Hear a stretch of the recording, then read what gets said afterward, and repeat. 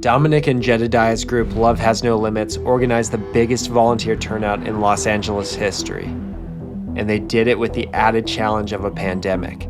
This became the defining moment to test their vision.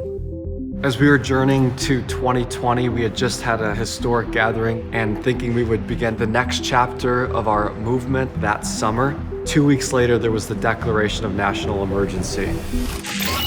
New alarm bells ringing tonight on the coronavirus outbreak.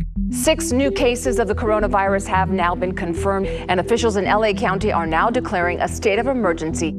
I think one of the things that distinguished this movement, especially in the early moments of the COVID outbreak, is that through that moment of uncertainty, we had a clear path forward. When you have a crystal clear, bold vision, it attracts the elements necessary to execute that vision. This is Stand Together Presents stories, ideas, and advice from changemakers tackling our biggest challenges. Love Has No Limits unites faith groups to serve alongside nonprofits. It's an idea to transform cities across America. But how do you make a vision that even a pandemic can't stop? The mission of Love Has No Limits is really to stand behind, beside, and beneath local community champions, NGOs, and faith communities to solve the greatest problems facing our cities across this nation. Our advice to social entrepreneurs is make sure your vision is big and make sure your vision is clear. I would add to that too, it's not just how clear that vision is for you, but how crystal clear it is for how someone can fit into it.